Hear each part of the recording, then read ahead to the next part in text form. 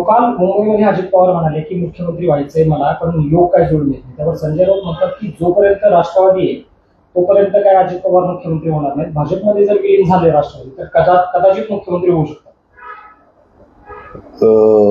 पूर्वी पुण्यामध्ये भविष्यवाले खूप होते, पोपटवाले.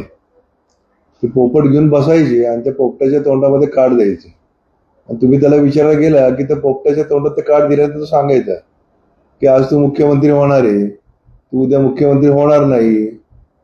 मला असं वाटतं की दादांची क्षमता ही खूप वाखाणण्याजोगी आहे. महाराष्ट्रामध्ये एवढं कुशल आणि मजबूत नेतृत्व नाही.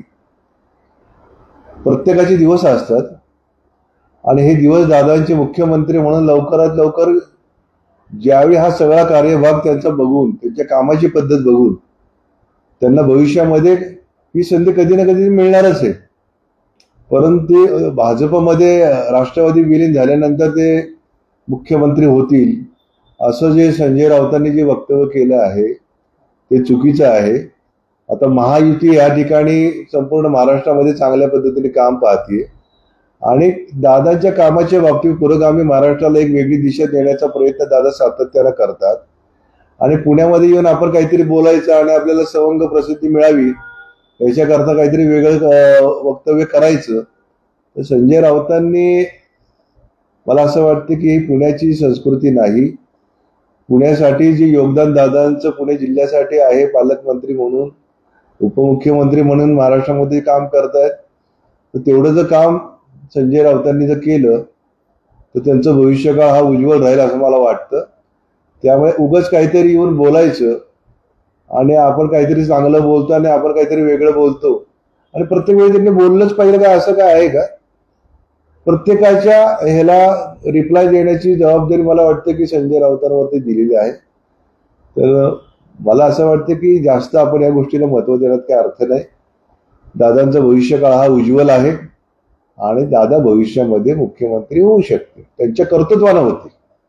दादा ज्या पद्धतीने म्हणाले की मुख्यमंत्री व्हायचं तर योग जुळून येत नाही, राष्ट्रवादीच्या कार्यकर्त्यांना वाटतं की दादा मुख्यमंत्री व्हावे. हे बघा, दादा मुख्यमंत्री आहेत हे राष्ट्रवादीच्या प्रत्येक कार्यकर्त्याला वाटतं.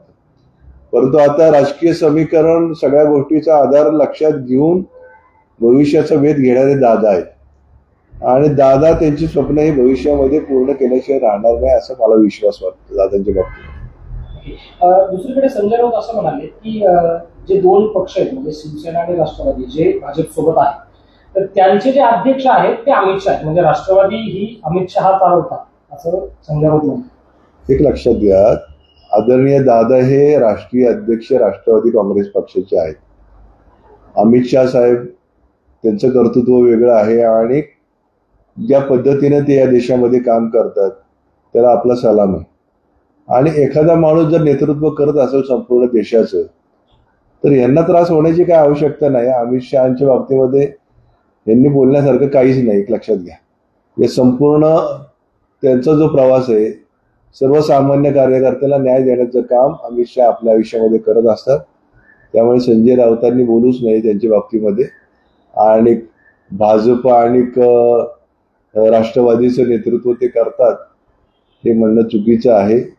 त्यामुळे दादा हे सक्षम नेतृत्व आहे राष्ट्रवादीचं, त्याला पर्याय नाही, ही गोष्ट त्यांनी लक्षात ठेवावी.